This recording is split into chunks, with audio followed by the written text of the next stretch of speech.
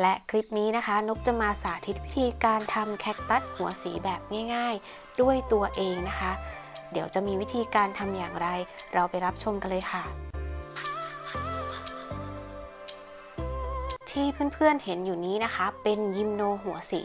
เราไม่สามารถเด็ดเขาไปปักชำบนดินได้นะคะเพราะว่าสีแบบนี้ไม่มีสีเขียวของคลอโรฟิลล์เลยนะคะจะไม่สามารถสร้างรากออกมาได้เอง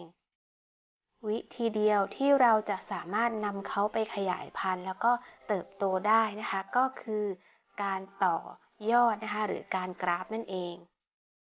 ก็เด็ดหน่อออกมาอย่างนี้นะคะจริงๆแล้วไม่จำเป็นจะต้องปล่อยให้หน่อใหญ่โตแบบของนกก็ได้นะคะก็คือหน่อสักประมาณ1เซนถึง1เซนครึ่งขึ้นไปเนี่ยก็สามารถนำมากราฟได้แล้วค่ะอันนี้นกปล่อยให้โตนะคะโตแบบนี้ก็ไม่สามารถนำไปปักชำลงในดินได้นะคะยังไงก็ต้องขึ้นตอกราฟอยู่ดีค่ะวันนี้เราจะขยายได้หลายต้นเลยนะคะเพื่อนๆ1หน่อขยายได้1ต้นนะคะถ้าเรามี20หน่อเราก็ขยายเพิ่มได้อีก20ต้นสำหรับแคคตัสหัวสีนะคะปัจจุบันแล้วนอกจากจะมีสีชมพูนะคะก็ยังมี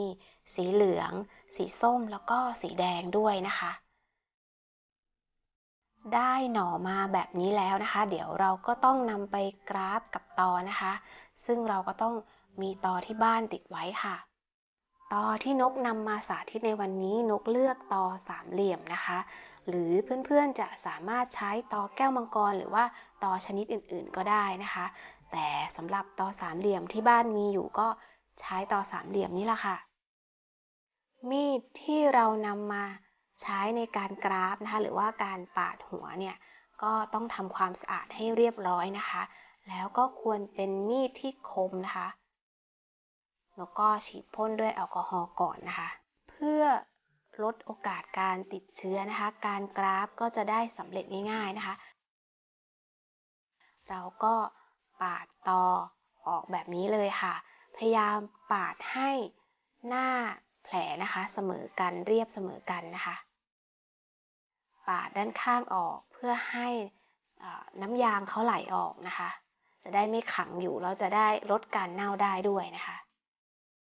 ถ้าเราเห็นว่าไม่เรียบนะคะเราก็ปาดให้เรียบค่ะเพราะฉะนั้นมีดจะต้องคมปาดแล้วเพื่อนๆจะสังเกตเห็นนะคะจุดวงแหวนอยู่ตรงกลางอันนั้นคือท่อน้ำเลี้ยงนะคะเราจะต้องนำท่อน้ำเลี้ยงของหน่อกับตอเนี่ยมาวางให้ตรงกันนะคะถ้าวางไม่ตรงกันก็จะไม่ติดนะคะจากนั้นเราก็มาปาดที่หน่อด้วยนะคะท่อน้ำเลี้ยงของหน่อจะอยู่ตรงกลางนะคะขาวๆเล็กๆลองสังเกตดูค่ะสิ่งสำคัญอีกอย่างหนึ่งนะคะก็คือเราจะต้องรักษาความสะอาดนะคะอย่าให้เศษดินไปติดที่แผลจากนั้นก็วางประกบกันค่ะให้ท่อน้ำเลี้ยงตรงกับท่อน้ำเลี้ยงนะคะขยับนิดนึงเพื่อไล่ฟองอากาศค่ะจากนั้นเราก็แปะด้วยเทปใสนะคะหรือถ้าท่านใดจะใช้ยางหรือใช้เชือกนะคะก็แล้วแต่ถนัดนะคะแต่นกคิดว่าเทปใสเนี่ยง่ายที่สุดนะคะกดลงไปไม่ต้องแรงนะคะถ้าแรงมากจะทำให้ไม้กับตอช้ำนะคะ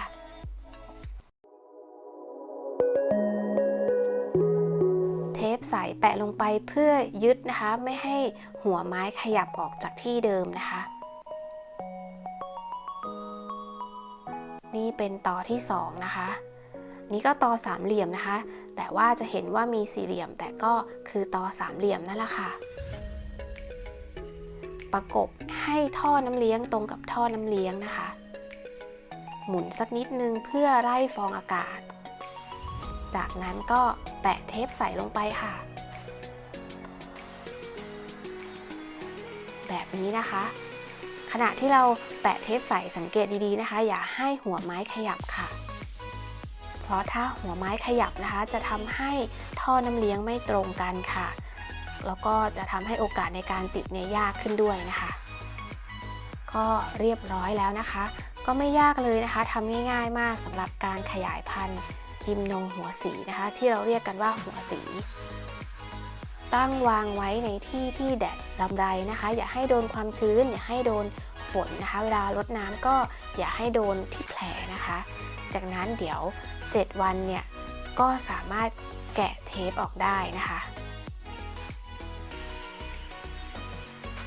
ครบ7 วันแล้วนะคะอันนี้เป็นหัวสีเหลืองนะคะที่นกกราฟไว้ก่อนหน้านี้เป็นอาทิตย์แล้วค่ะแล้วก็แกะดูนะคะจะเห็นได้ว่าแผลของเขาเนี่ยแห้งแล้วนะคะแล้วก็ติดกันดีแล้วด้วยค่ะเวลาแกะเทปนะคะแกะอย่างเบามือระมัดระวังเพราะว่าบางครั้งเนี่ยหัวก็อาจจะหลุดออกมาได้นะคะ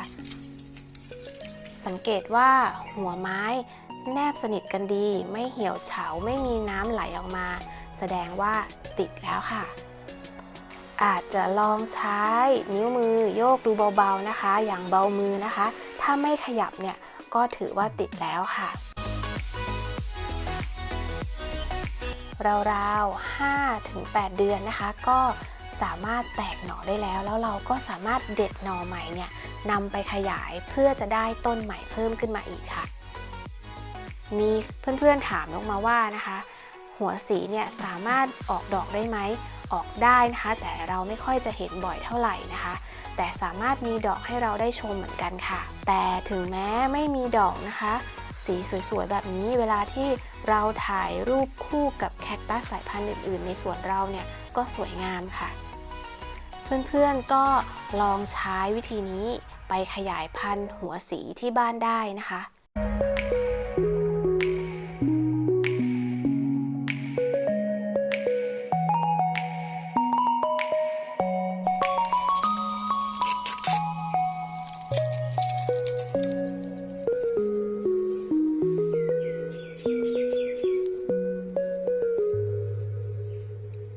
เพื่อนๆท่านใดมีความคิดเห็นอย่างไรสามารถคอมเมนต์แนะนำบอกนกมาได้ใต้คลิปได้เลยนะคะ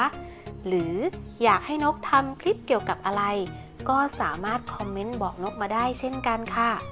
นกขอฝากให้เพื่อนๆกดไลค์กดแชร์กดติดตาม